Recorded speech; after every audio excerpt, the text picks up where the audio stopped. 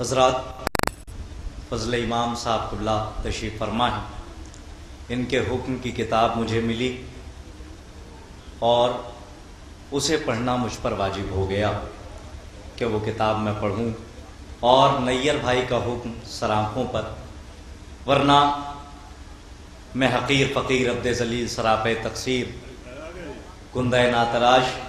حضرات ایک صلوات ایسی پڑھ دیں تاکہ جو لوگ آئے ہیں کم از کم ان کا بھی استقبال ہو جائے۔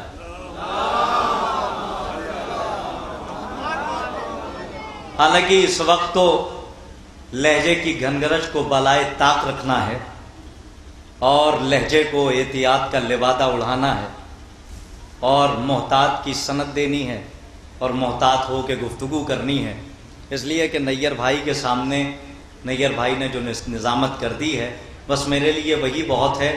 میں تو بس ادب کے موتی چن رہا تھا اور نیر صاحب بول رہے تھے، میں تو کہہ رہا تھا 2-4 منٹ اور بول کے چلے جائیں، کم از کم ایک ذخیرہ ہو جائے گا۔ ماشاءاللہ انتظار کی محفل ہے، آپ منتظر ہیں یہاں اور وہ منتظر ہیں وہاں۔ زیر اور زبر کا فرق ہے، آپ زیر ہی رہیں گے وہ زبر ہی رہیں گے، آپ منتظر یہاں رہیں وہ منتظر وہاں رہیں۔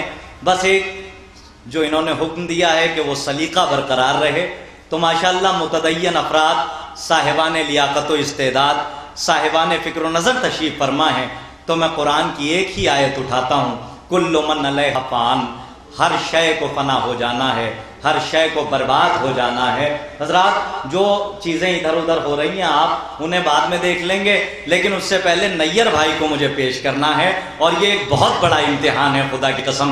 کل من علیہا فان، ہر شے کو برباد ہو جانا ہے، ہر شے کو فنا ہو جانا ہے۔ اگر نثر کے میدان میں آئیے تو بہترین خطیب، نظم کے میدان میں آئیے تو بہترین شاعر، ادب کے میدان میں آئیے تو بہترین ادیب، اگر فکر کی بازگشت کی بات کیجیے تو بہترین مفکر، تحقیق کے میدان میں آئیے تو بہترین محقق محترم نیر جلال پوری صاحب۔ حضرات قرآن کی آیت ہے، میں اپنی روایت نہیں پیش کر رہا ہوں کسی راوی کی کہ معتبر ہے یا غیر معتبر ہے، ایک ایسا توق ڈال دیا ہے مسلمانوں کے گلوں میں کہ اگر وہ پہنے رہیں تو مسلمان رہیں، اتار کے رکھ دے تو کافر ہو جائیں۔ کل من علیہا فان، یہ مچھلی گاؤں ہے، میں اس سے پہلے بھی آ چکا ہوں، حالانکہ بحیثیت شاعر آپ کے سامنے تھا۔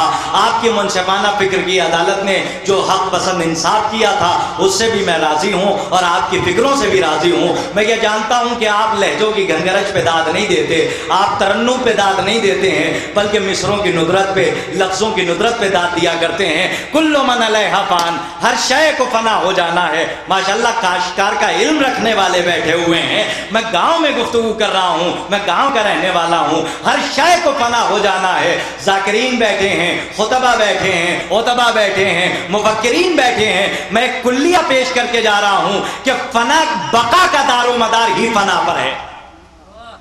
ایک شے جب تک مٹا نہیں کرتی دوسری شے بنا نہیں کرتی، اور اس کی بڑی سامنے اس کی مثال ہے، آپ کا بھولا بچپنا جب خود کو فنا کرتا ہے تو جوانی آتی ہے، جب جوانی خود کو فنا کرتی ہے تو بڑھاپا آتا ہے، جب بڑھاپا خود کو فنا کرتا ہے تو موت آتی ہے، کیونکہ بقا کا دار و مدار ہی فنا پر ہے۔ گندم کے خوبصورت دانے جب تک دھرتی کے سینے میں خود کو فنا نہیں کر دیتے تب تک لہلہاتے ہوئے کھیت تیار نہیں ہوتے۔ میں نے کہا یہ مچھلی گاؤں ہے، لفظوں کی ندرت پہ داد دیتا ہے، اور مجھے بڑا افسوس ہوگا اگر میں باب انتظار تک آپ کو نہ لے جا پایا۔ میں نے یہی کیا اور اسٹور روم سے گندم کے کچھ دانے اٹھائے، زمین میں بکھیر دیے۔ سامنے سے ایک کسان آ رہا تھا، اس نے کہا کرتاس کربلائی آپ ذاکر ہیں ذاکر رہیے، آپ خطیب ہیں خطیب رہیے، آپ ادیب ہیں ادیب رہیے، آپ ناظم ہیں ناظم رہیے، آپ کو جس میدان کا علم نہیں اس میدان میں آنے کی ضرورت نہیں۔ میں نے کہا میں نے کیا کیا؟ میں نے تو وہی کیا ہے جو میں نے سنا ہے کہ گندم کے خوبصورت دانے دھرتی کے سینے میں خود کو فنا کرتے ہیں تب لہلہاتے ہوئے کھیت تیار ہوتے ہیں۔ وہ کہنے لگے ایسے نہیں تیار ہوتے ہیں، اس کے بھی کچھ قوانین ہیں۔ میں نے کہا قوانین کیا ہیں؟ بس جملوں کی داد چاہتا ہوں مچھلی گاؤں میں، قانون کیا ہے؟ انہوں نے کہا سب سے پہلے زمین میں ہل چلا کر ہلچل پیدا کیجئے۔ اب میں کہاں ان جملوں کی داد دوں؟ جنگلوں میں زمین میں ہل چلا کر ہلچل پیدا کیجئے. اور میں استاد محترم سے دعا کی شکل میں داد چاہتا ہوں، سب سے پہلے زمین میں ہل چلا کے ہلچل پیدا کیجئے. جب زمین ہموار ہو جائے تو دانوں کو بکھیر دیجئے. دشمنوں کی نظر بد سے بچانے کے لیے سہاگا پھیر کے دانے کو غائب کر دیجئے. سہاگا پھیر کے دانے کو غائب کر دیجئے. ہم نے بھی وہی کیا. اب اس جملے کی داد اس لیے چاہتا ہوں تاکہ لگے کہ ساری فکریں بیدار ہیں، کوئی سو نہیں رہا ہے. ہم راتوں کو جاگ کر مقدر حر کا تیار کرتے ہیں، ہم راتوں کو جاگ کر حر کی طرح اپنے مقدر کو بیدار کرتے ہیں، اور قومیں سوتے رہتی ہیں لیکن ہم اپنے مقدر کو بیدار کرتے رہتے ہیں. بس ایک جملے کی داد چاہتا ہوں، وہ دانا جو ہم نے زمین میں ڈالا تھا اگر بے وقوف رہتا تو پڑا رہتا. اگر وہ بے وقوف رہتا تو پڑا رہتا. اب چونکہ وہ دانا تھا، اس نے کہا پروردگار انہوں نے تو مجھے مچھلی گاؤں کے کھیت میں خاک میں ملا دیا. اللہ نے کہا میری بھی عدالت کا تقاضا ہے، دنیا نے تجھے خاک میں ملایا ہے، میں تجھے ہرا بھرا کر دوں گا. کہاں گئے میرا مچھلی گاؤں؟ بھائی باب انتظار تک پہنچا کے نیئر بھائی کا جو انتظار ہے وہ ختم ہو جائے گا. آپ کے یعنی کہ درمیان سے میں ہٹ جاؤں گا اور نیئر بھائی کی بہترین کلام ہوں گے نیئر بھائی کے، اور آپ کی منصفانہ فکر کی عدالت. اب اس نے کہا پروردگار انہوں نے تو مجھے خاک میں ملا دیا. اللہ نے کہا گھبرا نہیں، میں تجھے ہرا بھرا کر دوں گا. اب کچھ ہی دنوں کے بعد جہاں ہم نے دانا بویا وہیں کوپل پھوٹی. کچھ ہی دنوں بعد ہم نے دیکھا وہیں پہ بالیاں نکلنے لگی، بالیوں کا رنگ سنہرا ہونے لگا. جب بالیاں بھرپور سنہری ہو گئیں ہم نے بالیوں کو توڑ لیا. بالیوں کو توڑنے کے بعد چاروں طرف سے دیکھا کچھ نہ نظر آیا. جب بالی کو ہاتھ کی ہتھیلی پہ رکھ کے مسل کے پھونک ماری، جیسے ہی پردے ہٹے جو کل غائب ہوا تھا آج ظاہر ہو گیا. اب بھی مچھلی گاؤں میں داد نہیں ملے گی بھائی. اب میں باب انتظار تک لے آیا آپ کو. ایک جملے کی داد چاہتا ہوں استاد محترم سے. کمال مچھلی گاؤں والوں یہ نہیں کہ وہ کل غائب ہوا نیئر بھائی آج ظاہر ہو گیا. کمال یہ نہیں کہ وہ غائب ہوا اور ظاہر ہو گیا، اس لیے کہ ہر غائب میں ظاہر ہونے کی صفت موجود ہے، ہر ظاہر میں غائب ہونے کی صفت موجود ہے. جو غائب ہے وہ حاضر ہوگا، جو ظاہر ہے آپ بھرپور دار جملے پہ چاہتا ہوں، جو غائب ہے وہ ظاہر ہوگا، جو ظاہر ہے وہ غائب ہوگا. کمال نہیں کہ وہ غائب ہوا اور آج ظاہر ہو گیا. کمال تو یہ ہے جب کل گیا تھا تو اکیلے گیا تھا، آج جب واپس آیا تو اکیلے نہیں آیا، 12-14 کو ساتھ لے آیا. یہی باب انتظار ہے. اور آج ہم قائم عالم منتظر کی آمد کا جشن منا رہے ہیں.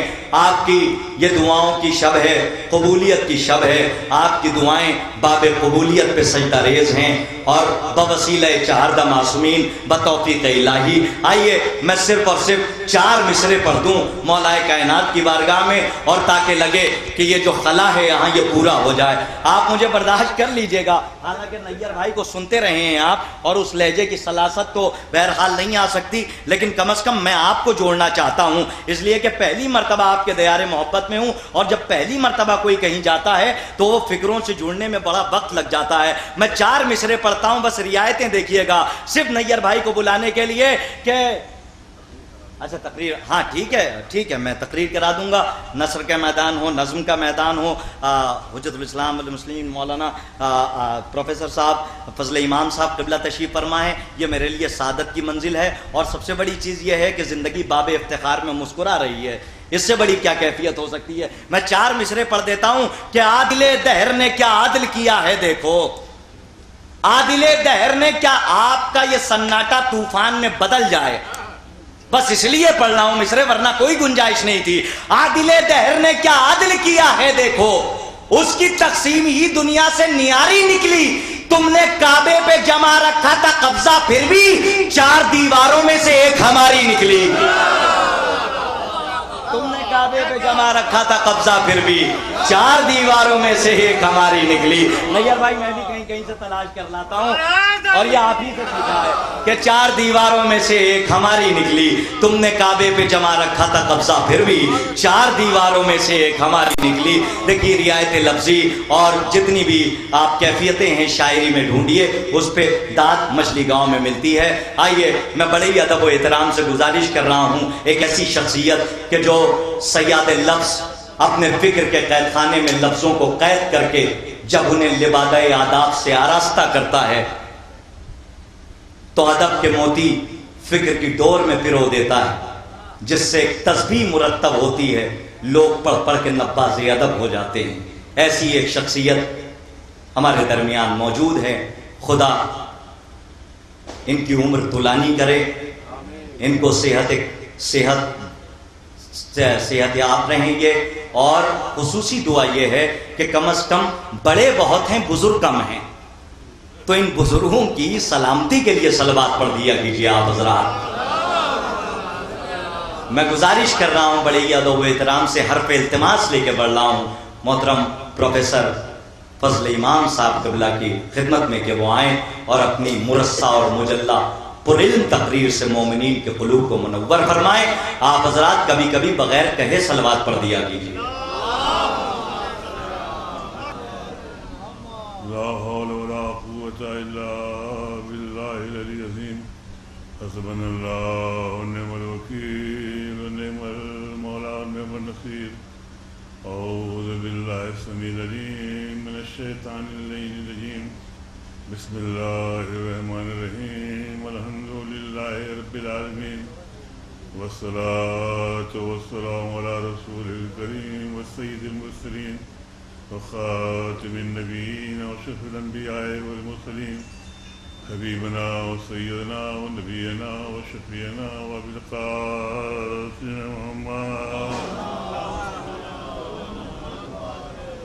وعليه الطيبين الطاهرين المعصومين المظلومين ولعنة الله على أعدائهم أجمعين من يومنا هذا إلى يوم الدين أما بعد فقد قال شاعر أهل بیت علیہ السلام، امام یوں تو ہزاروں ہی بنا ڈالے ہیں دنیا نے، امام یوں تو ہزاروں ہی بنا ڈالے ہیں دنیا نے، جو قائم تھا وہ قائم ہے امام دو جہاں اب تک۔ یہ آج کی دنیا جو انتشار و خلفشار کی ہے، مشرق و مغرب میں انتشار ہے، کہیں بھی سکون نہیں، تمام بے چینیاں ہیں، تمام بے قراریاں ہیں، انسانیت سکون کی تلاش میں در بدر کی ٹھوکریں کھا رہی ہے، عالم انسانیت کراہ رہا ہے، اس سے سکتی ہوئی انسانیت بلکتی ہوئی آدمیت کے لیے رہنمائی کے لیے نہ تم مشرق تیار ہے نہ تم مغرب تیار ہے، نہ شمال تیار ہے نہ جنوب تیار ہے،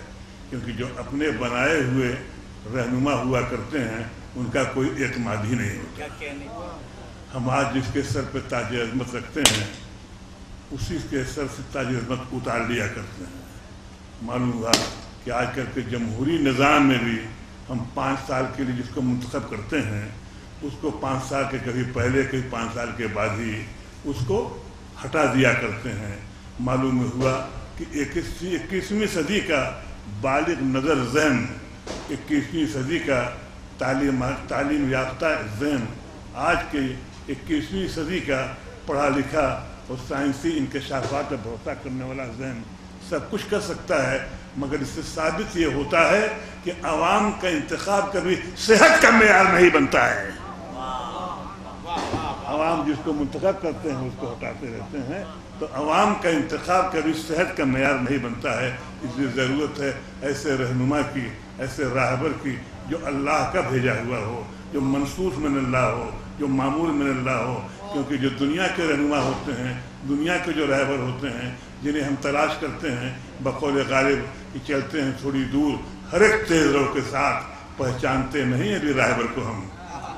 تو آج جو انسانیت گمراہی کے شکار ہو چکی ہے اس لیے اس کے سامنے کوئی رہبر نہیں ہے، رہنمائی کے کوئی معیار نہیں ہے۔ ظاہر کہ جسے راہبر بناتے ہیں وہ راہزن بن جاتا ہے۔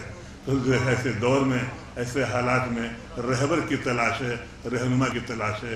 دنیا تلاش کر رہی ہے کسی ایسے راہبر کو، کسی ایسے رہنما کو جو سکون عطا کرے، جو اطمینان عطا کرے، جو انسانیت کے اضطراب و بے چینی کو، بے قراری کو دور کر سکے۔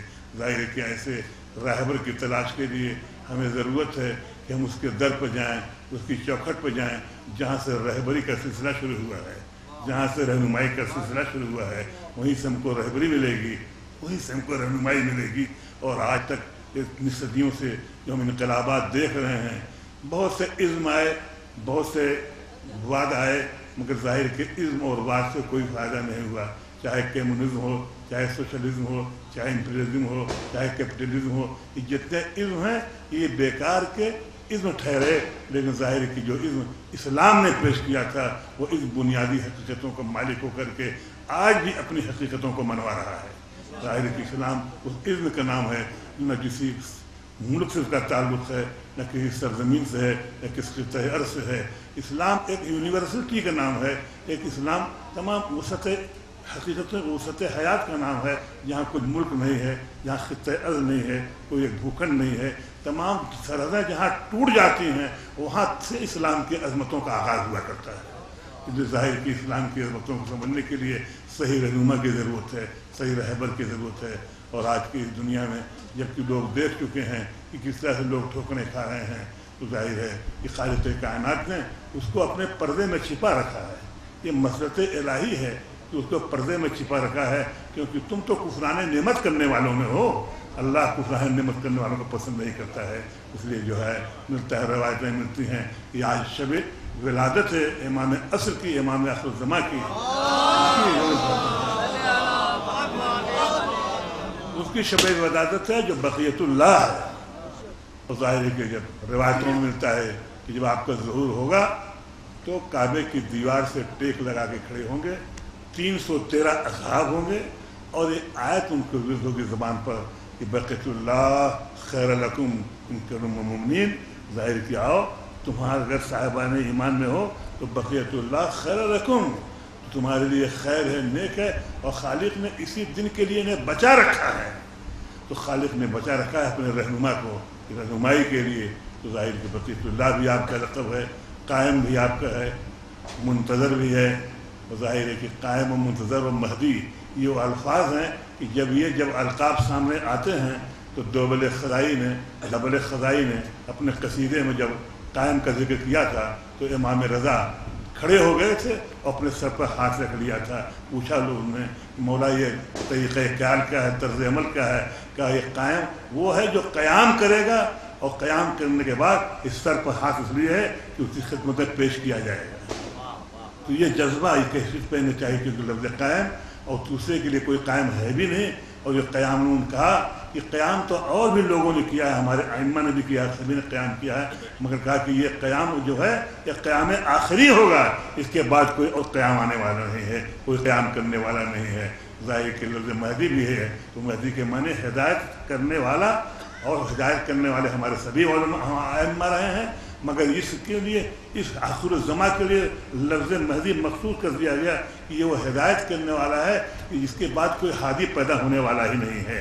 یہ آخری ہادی ہے جو ہدایت کی سرزمین کو سیراب کرے گا، اور ایسا سیراب کرے گا کہ فکر انسانی اپنی جگہ پر کہیں پر کام کرنے کے لیے نہیں آئے گی۔ معلوم ہوا کہ عوام کا انتخاب جو ہے وہ جمہوریت کا ہوتا ہے، اور جمہوریت ہمیشہ دھوکہ دیا کرتی ہے۔ علامہ اقبال نے کہا تھا کہ گریز از طرز جمہوری غلام پختہ کار شوق۔ عوام کے انتخاب کے 99 آدمی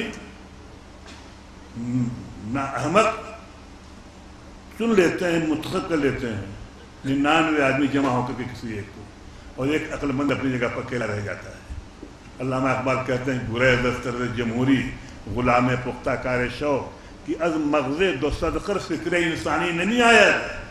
200 گدھوں کے سر کو بھیجے کو ملانے کے بعد کبھی انسانی نہیں پیدا ہو سکتی ہے۔ تو جمہوریت کا سب سے بڑا طنز ہے جو علامہ اقبال نے کہا ہے کہ گریز از طرز جمہوری غلام پختہ کار شو کہ از مغز دو صدقر فکر انسانی نہیں آئے۔ انسانی فکر 200 گدھوں کے بھیجوں کو ملا کر پیدا نہیں کر سکتی ہے۔ تو ایک جمہوریت میں یقین رکھنے والے، اپنے رہنما کے چننے والے، تم کو شعور حیاتی حاصل نہیں ہے، تم کو شعور ہی نہیں حاصل ہے۔ ظاہر کی گدھے گدھوں کے انتخاب کریں گے، عالم عالم کے انتخاب کر سکتے ہیں۔ اس لیے ظاہر کی رہبت و رہنمائی کے انتخاب کے لیے اس کی ضرورت تھی جو کہ نگاہ عصمت دیکھ رہی تھی۔ اور آج کی شب ولادت ہے تو اس کے لیے بہت سی روایتیں ملتی ہیں۔ ایک تو وہ ہے جو امام علی نقی سے منسوب ہے کہ امام علی نقی نے اپنے خادم کافور کو بلایا اور کہا کہ بشیر ابن سلیمان کو بلاؤ، وہ بردہ فروشی کے جانتے ہیں۔ بشیر ابن سلیمان آئے مولا کی خدمت میں، مولا نے ایک تھیلی دی، 220 اشیاء اس میں تھیں، اور ایک خط رومی زبان میں دیا لکھ کر کے کہ جاؤ جسر بغداد پر جسر کہتے ہیں پل کو، جسر بغداد پہ جاؤ، وہاں بدر فروشوں کا قافلہ آیا ہے، وہاں تم جا کر دیکھنا کہ خاتون اس انداز کی ہوں گی جو حجاب میں ہوں گی، مگر کسی کے ہاتھ فروخت نہیں ہوتی ہوں گی. لوگ بڑھتے ہوں گے، قیمتیں بڑھا کر کے بڑھتے ہوں گے، مگر کسی کے ہاتھ فروخت نہیں ہوتی ہوں گی، اور وہ کہتی ہوں گی کہ میرا خریدار آتا ہوگا. اور جب تم دیکھنا اس کا تجزیہ کر لینا، اس کا اندازہ کر لینا، تو جا کر کے بڑھ دینا. آپ کو خط رومی زبان جو مولا امام علی نقی نے دیا تھا لکھ کر کے، اس کو پیش کرنا. جب خط پیش کیا، اس نے اپنے آنکھوں سے لگایا، بوسہ دیا اور کہا کہ میں انہی کے ساتھ فروخت ہونا چاہتا ہوں. اور مشیر بن سلیمان نے 120 درہم 220 اشرفیوں کی تھیلی تھی، ان کے ساتھ جناب نرجس خاتون تشریف لائیں. یہ نقطۂ نظر جو ہم لوگوں میں عام ہے جناب نرجس خاتون کنیز تھی، یہ غلط ہے. یہ قیصر روم کی پوتی ہیں اور جناب شنون وصی عیسیٰ کی نواسی ہیں، تو دونوں طرف سے ان کی بلندیاں ہیں، عظمتیں ہیں، کنیز نہیں ہیں. دوسرے عقد جناب عسکری میں آنا اس بات کا خود ثبوت ہے کہ کنیز کے لیے عقد کی ضرورت نہیں پڑتی ہے. دونوں طرف سے عظیم بلندیاں تھیں ظاہر کی جگہ. اور ایک دوسرا حصہ ملتا ہے کہ خود جناب نرجس خاتون نے خواب میں بیمار سے خواب میں دیکھا کہ فلک و عرش پر حضرت رسول خدا ہیں، جناب عیسیٰ ہیں، جناب شمون بھی ہیں. رسول کائنات نے کہا کہ میں اپنے تمہاری نواسی کو اپنے فرزند کی نسبت دیتا ہوں. بہت خوش ہوئے، جناب عیسیٰ بھی خوش ہوئے، جناب حضرت رسول کائنات بھی خوش ہوئے. مگر اس ان کو فکر لاحق ہوئی کہ کیسے وہاں تک پہنچا جائے. جناب نرجس خاتون کا بیان ہے کہ فکر لاحق ہوئی اور میں شب و روز بھی بیمار بھی ہوئی، مگر ظاہر ہے کہ مجھے بشارت ہوئی کہ یہ قافلہ آئے گا جو جنگ کرنے والا ہے، ان کے قافلے میں ساتھ ہو جانا قیدی بن کر کے، اس کے بعد تم نہ جانا. تو ظاہر کہ جناب نرجس خاتون نے کہا میری شادی کا اہتمام میرے خود عزیزوں نے کیا تھا، اور جو شادی کا اہتمام کیا تو جب تمام پادری آ گئے اور انہوں نے شاید نکاح کا سلسلہ شروع کیا، جب طوفان آیا اور طوفان کے آنے میں تمام پنڈال شادی کا وہ ٹوٹ گیا، پھر ظاہر شادی منقطع ہو گئی. پھر اس کے دوسرے بھائی سے میری شادی طے ہوئی، پھر اسی طرح طوفان آیا. لوگوں نے اس کو نحوست سمجھا. معلوم ہوا کہ جب سب کائنات کے یہ آج فرزند کے اس میں نسبت میں آ چکی ہیں تو پھر اس سے کچھ نہیں ہو سکتا ہے. تو جناب نرجس خاتون جب پہنچی ہیں، تشریف لے رہی ہیں جناب امام علی نقی کی خدمت میں، تو امام علی نقی نے نقد پڑھ کر کے بتا دیا کہ ظاہر کی یہ امام حسن عسکری. کہا کیا تم خواب میں جو حسن عسکری کو دیکھتی تھی تو پہچان سکو گی؟ کہا ہاں پہچان لوں گی، میں اپنے والی وارث کو پہچان لوں گی. ظاہر کی جناب نرجس خاتون کا دوسرا لقب آپ کا منتظر ہے. انتظار کرنے وہ جس کا انتظار کیا جائے، منتظر جو انتظار کرے، تو منتظر اور منتظر کے سلسلے میں بھی جناب خصاص کے ابراہیم صاحب سے بتائی کہ ظاہر کہ منتظر جس کا انتظار کیا جائے، منتظر ہو جو انتظار کرے. اور ظاہر کہ یہ 40 دن کی مدت میں بنی اسرائیل گو پرستی کے شکار ہو گئی تھی. یہ ہمارا انتظار کا ایمان ہے کہ اتنی صدیاں گزر جانے کے بعد بھی ہم انتظار پر قائم ہیں. اور انتظار اس کا ہوتا ہے جس پر اعتبار ہوتا ہے، جس پر اعتبار نہیں ہوتا اس کا انتظار نہیں ہوتا ہے.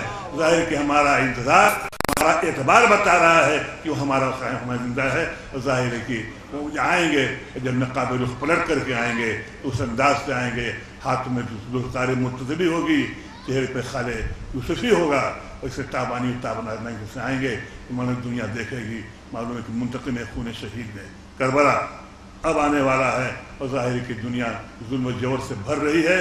اے ساکن غیبت آپ مدد کے لیے آئیے، ہم لوگوں کو مصیبتیں ہو رہی ہیں، ظلم و ستم کے شکار ہو رہے ہیں.